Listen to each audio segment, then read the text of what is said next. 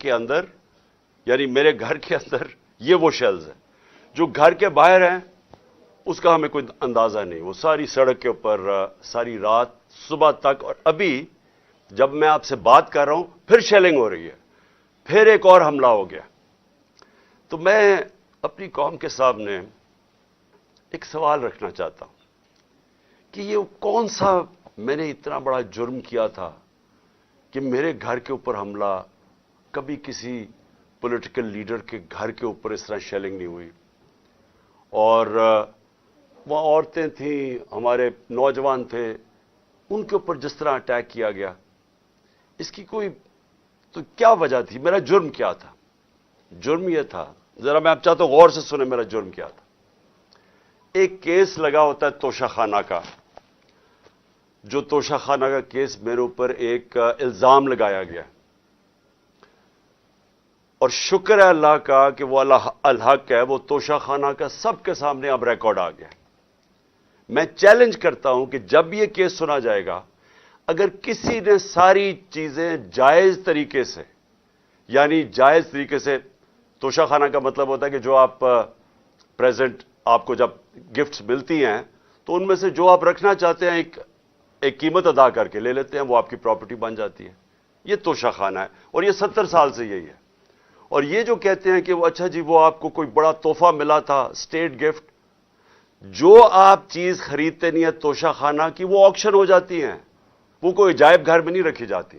تو میرے اوپر پورا انہوں نے میڈیا ٹرائل چلوایا, اسی کے اوپر کیس کر دیے, اور اب اللہ کا کرم ہے کہ ان ساری چیزیں ان کی سامنے آ گئی ہیں. اور ابھی آپ کو پتہ چلے گا جب وہ دیکھیں گے کہ انہوں نے چوری کی ہے توشہ خانہ سے, اور انشاءاللہ وہ سامنے آ جائے گا. اب توشہ خانہ کا کیس لگا F8 کی کچہری میں. F8 کی کچہری میں 2 دفعہ بم دھماکے ہو چکے ہیں. وہ اس کو آپ کی جو سیکیورٹی ہے وہ پروٹیکٹ ہی نہیں کر سکتی. وہ جگہ ایسی ہے کہ وہاں وکیل بھی شہید ہوئے, وہاں ججز بھی شہید ہوئے, ادھر ہی جب 2 دفعہ دہشت گردی ہوئی. تو جب وہاں اس کو پروٹیکٹ کر ہی نہیں سکتے, اور خود انٹیریئر منسٹر کہہ رہا ہے کہ میری جان خطرے میں ہے, انٹیریئر منسٹری کہہ رہی ہے کہ میری جان کو خطرہ ہے. ایک میرے اوپر حملہ ہو چکا ہے. مجھے پتا ہے کہ جو لوگ آج بیٹھے ہوئے ہیں یہ اقتدار میں, جو شہباز شریف اور رانا ثناء اللہ, یہی انہوں نے ہی پہلا میرے اوپر کیا تھا, اور ایک اور ایجنسیز کے آدمی نے. اب وہی پاور میں بیٹھے ہیں, خطرہ ان سے ہے. تو میں ایک چیز مانگی کہ مجھے سیکیورٹی دیں ادھر جانے کے لیے, اور اگر سیکیورٹی نہیں دے سکتے تو میرا ادھر کر دیں کیس جدھر مجھے سیکیورٹی ملتی ہے. جب سے میری ٹانگ ٹھیک ہوئی ہے, میں 2 دفعہ ایک لاہور ہائی کورٹ گیا اور ایک اسلام آباد, کوئی سیکیورٹی نہیں تھی, کوئی پروٹیکشن نہیں تھی. اور پھر میں واضح کر دوں کہ یہ انپریسیڈنٹڈ ہے کہ ایک ایکس پرائم منسٹر کو قاتلانہ حملہ ہوتا ہے, اس کے بعد اس کو سیکیورٹی نہیں ملتی. اس کے لیے اس وجہ سے ہم نے عدالت میں گئے ہوئے ہیں کہ ہمیں سیکیورٹی دو, اور اس جج نے میرے اوپر وارنٹ نکال دیا. اب یہ وارنٹ کیا ہے جس کے لیے پولیس آئی ہوئی تھی؟ میں یہ ذرا سارا آپ کو سمجھانا چاہتا ہوں کہ یہ جو ساری ابھی بھی شیلنگ ہو رہی ہے, یہ پولیس کا اور کوئی کام نہیں ہے, پوری فوج کی فوج آئی ہوئی ہے, رینجرز آئے ہوئے ہیں کہ اس طرح کوئی دہشت گرد یا زمان پاک میں بیٹھا ہوا ہے. وارنٹ صرف یہ تھے کہ آپ کو پولیس عدالت میں پیش کرے, یہ ہے وارنٹ. جس عدالت میں اس لیے نہیں جا سکا کیونکہ سیکیورٹی کا ایشو تھا, عدالت نے پیش کرنا, یہ پولیس نے وہاں پیش کرنا تھا. رات کو جو پریزیڈنٹ ہیں لاہور ہائی کورٹ کے بار کے اشتیاق خان, انہوں نے شورٹی دے دی, ان کو میں نے آتھرائز کر دیا, انہوں نے شورٹی دی کہ وہ جو میرا اپیرنس ہے ہائی کورٹ میں وہ گارنٹی کرتے ہیں. 18 کو انہوں نے شورٹی دے دی میں ہائی کورٹ میں پریزنٹ ہوں گا. تو جب انہوں نے شورٹی دے دی تو وہ پولیس آفیسر جو مجھے اریسٹ کرنے آیا تھا اس کو شورٹی مل جاتی, وہ کیس اس کو انتظار کرنا چاہیے. تو میں نے فیصلہ کر لیا کہ میں عدالت جا رہا ہوں, اس لیے تو وہ آیا تھا مجھے اریسٹ کرنے. اور یہ قانون ہے, یہ جو کوڈ آف کرمنل CCP جسے کہتے ہیں کہ کوڈ فار کرمنل CRPC, جو کوڈ ہوتی ہے جو جس کے تحت یہ قانون بنا ہوا ہے, اس کا سیکشن 75 کہتا ہے کہ یہ اگر کر دیں تو پولیس آپ کو اریسٹ نہیں کرتی. تو وہ رات لے کے پھر رہا اشتہا خان یہ اب شیورٹی, اور پولیس والا ہی نہیں مل رہا. وہ کیوں نہیں مل رہا؟ کیونکہ انہوں نے فیصلہ کیا ہوا تھا میرے اوپر یہ اٹیک کرنے کا. اب یہ میں آپ کو دکھا رہا ہوں کہ یہ صرف شیلز نہیں ہیں, یہ گولیاں آپ کے سامنے ہیں. یہ گولیاں چلائی انہوں نے یہاں. یہ گولیاں چلانے والے ایک آدمی کو عدالت میں پیش کرنے کے لیے نہیں آتے. ان کے عزائم, یہ جو اوپر سارے بیٹھے ہوئے ہیں جنہوں نے پہلے ہی مجھے قتل کرنے کی کوشش کی تھی, ان کے عزائم یہ نہیں تھے کہ عمران خان نے یہ عدالت میں کہ وہ کہہ رہا ہے کہ میں پہنچوں گا, اس کے باوجود یہ حملہ کر رہا ہے اور ابھی تک حملہ ہو رہا ہے. ان کا مقصد کچھ اور ہے. لندن کے اندر پلان بنا, وعدے کیے گئے نواز شریف سے.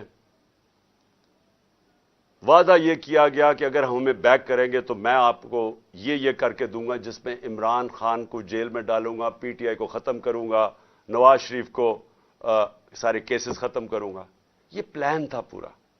یہ پلان بڑی دیر سے پتہ ہے, میں بتاتا جا رہا ہوں آپ سب کو. اس پلان کے تحت یہ گیم چل رہی تھی. کیوں میرے ورکرز اس طرح, جس طرح انہوں نے یہ دفاع کیا زبان پاک کی, میں تو کیا ان کو 2 دفعہ کہا, میں نے کہا دیکھو یہ میں کوئی انتشار نہیں چاہتا, میں چاہتا ہوں میں چلا جاتا ہوں, بیگ میرا پیک تھا. لیکن سارے کارکنوں کا کیا مسئلہ تھا؟ ان کو پتا تھا کہ جب سے ہماری حکومت گئی ہے ہمارے لوگوں کو تشدد کیا گیا جیل میں. کسٹوڈیل ٹارچر کہتے ہیں اس کو. جیل کے اندر تشدد کیا گیا. اعظم سواتی, شہباز گل, ہمیں پتہ ہے ارشد شریف سے کیا ہوا, ہمیں پتہ ہے سوشل میڈیا کے لڑکوں سے کیا ہوا, اور ہمیں پتہ ہے کہ وہ درویش, وہ جو اسپیشل انسان تھا جس کے پاس پیار کے علاوہ کچھ تھا ہی نہیں, ذل شاہ سے کس طرح انہوں نے اٹھایا اور اسے تشدد کر کے قتل کر کے سڑک پہ پھینک گئے. تو وہ سارے فکر کر رہے تھے کہ دیکھیں اگر انہوں نے یہ آپ سے لے گئے ایک دفعہ آپ کو, تو یہ آپ سے بھی یہ کریں گے. اس لیے انہوں نے رات سے وہ مقابلہ کر رہے ہیں ان کا, صرف اس وجہ سے. میں آج یہ پوچھنا چاہتا ہوں, میں وہ جو اپنے آپ کو نیوٹرل کہتے ہیں ان سے پوچھنا چاہتا ہوں کہ مجھے یہ بتائیں کہ رینجرز کو بھیجنے کا کیا کام تھا؟ میرے دیوار کے اوپر رینجرز چڑھ رہے تھے, اندر آنے لگے تھے. یہ میں کون سا جرم کیا کہ رینجرز کو یہاں اٹیک کروایا میرے اوپر؟ اور جب رینجرز اور ہمارے لوگوں کا آمنا سامنا ہوگا تو کیا کوئی قوم سمجھے گی کہ ہماری اسٹیبلشمنٹ نیوٹرل ہے؟ اور کیا یہ کرنا چاہیے کہ رینجرز یعنی فوج کو اور عوام کا آمنا سامنا کروانا چاہیے؟ جب ٹی ایل پی آ رہی تھی اسلام آباد کی طرف تو مجھے تب آرمی چیف نے کہا تھا کہ ہم بالکل فوج کو سیولینز کے سامنے نہیں لے کے آئیں گے. تو اب کیوں آ رہی ہے؟ کیا وجہ ہے؟ کون سا جرم ہے؟ کیا جرم کیا میں نے؟ اور کیا وجہ ہے کہ اس طرح کی بے دردی سے, جس طرح کا ابھی تک سب کو یہ جو شیلز مارے گئے ہیں, گولیاں چلائی گئی ہیں, یعنی یہ کیا جمہوریت ہے؟ کیا ہم نے کبھی ہمارے 3.5 سال میں کبھی کسی کے اوپر 3 لانگ مارچز دی, پروٹیسٹ تھے, کیا ہم نے کبھی کسی کے اوپر یہ کیا؟ تو یہ کیا وجہ ہے؟ اس کے پیچھے کیا ہے؟ ہم سب سوال پوچھ رہے ہیں, ہم سب حیران ہیں کہ اس سب کا مقصد کیا ہے؟ چاہتے کیا ہے؟ کیا یہ وہ ساری وہی ایک تسلسل ہے کہ کسی طرح تحریک انصاف کو دیوار سے لگاؤ, لیکن اس سے بھی زیادہ عمران خان کو مائنس کرو بیچ میں سے, اس لیے پکڑنے آئے تھے؟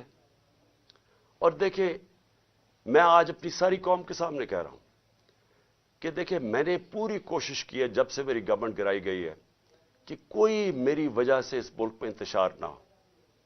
ہم نے سارے پرامن 70 جلسے کیے, سب پرامن.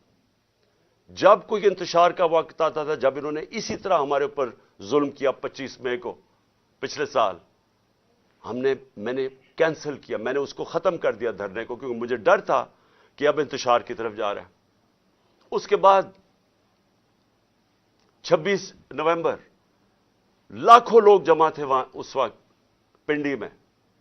ہمارا پلان تھا اسلام آباد میں جا کے دھرنا دینا, لیکن جب میں نے ماحول دیکھا جو انہوں نے 30,000 پولیس جمع کی ہوئی تھی, تو مجھے پتا تھا پھر یہ تو جان کے چاہ رہے کوئی کلیش ہو, تو میں نے وہ کینسل کر دیا.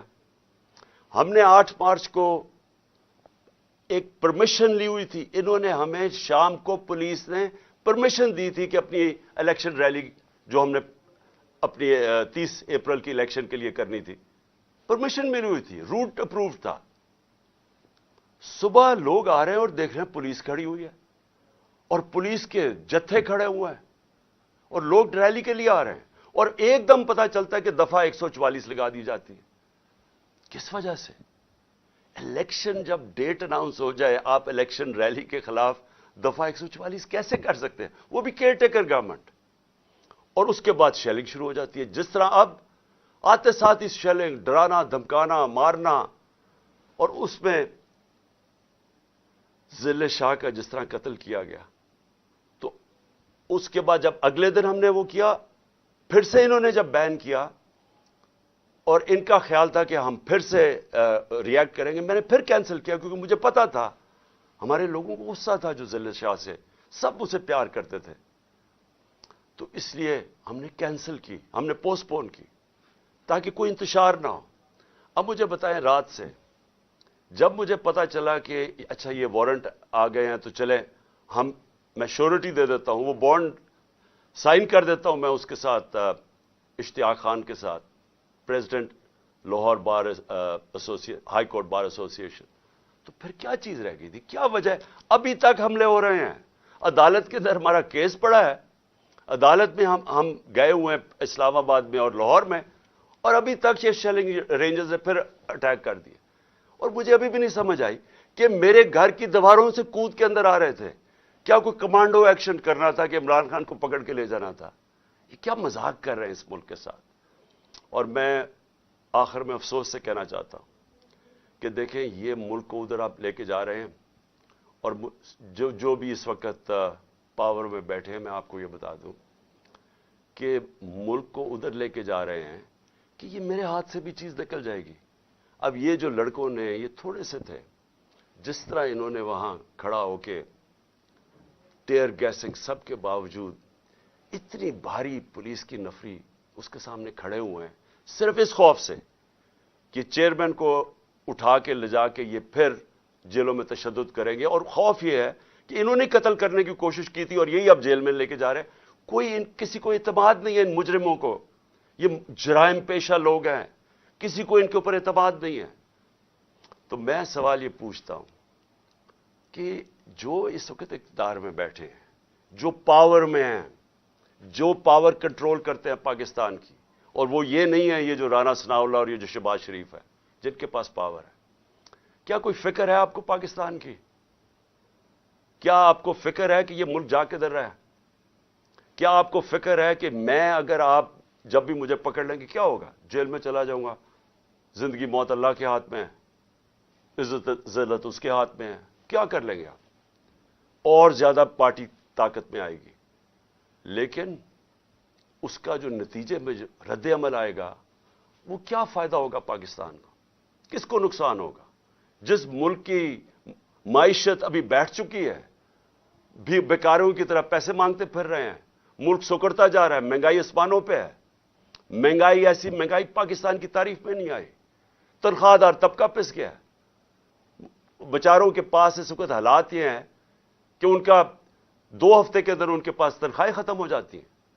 اس ماحول کے اندر انتشار پھیلانا, کیا یہ کوئی پاکستانی سوچ رکھے؟ یہ تو کوئی دشمن ایسے کرے ملک کے ساتھ تو یہ ہمارے ہاتھ سے گیم نکل جائے گی.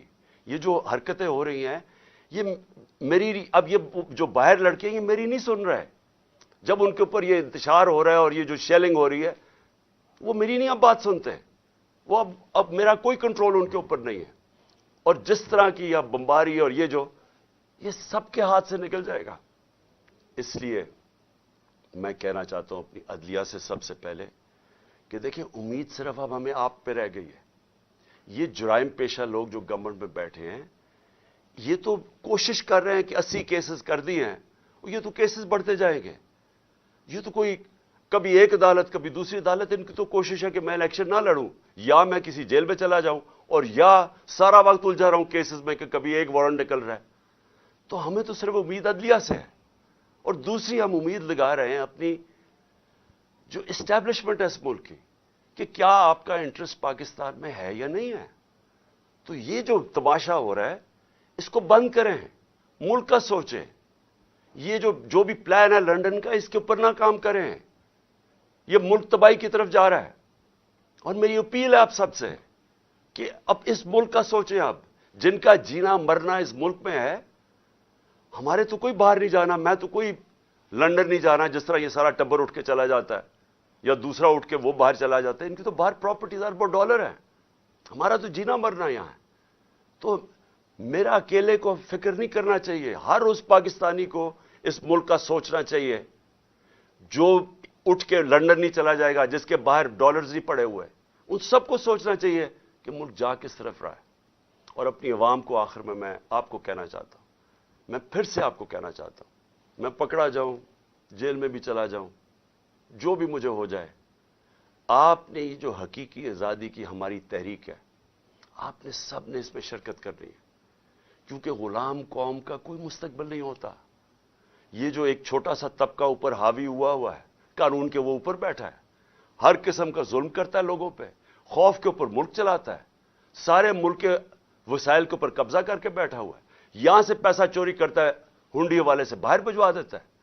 ملک کا ساری چوری کا پیسہ آج ان کے بڑے بڑے بینک اکاؤنٹس اور لنڈن اور باہر مغربی کیپٹلز میں ان کا پیسہ پڑا ہے.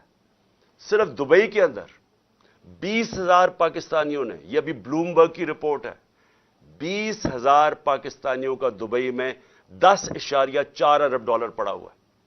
تو ملک کیسے آگے جا سکتا ہے اگر یہ ان لوگوں کے ہاتھ میں ملک رہے گا. اس لیے میں قوم کو آج کہہ رہا ہوں کہ آپ نے پوری طرح اس حقیقی آزادی کی جہاد میں شرکت کرنی ہے. پاکستان زندہ باد.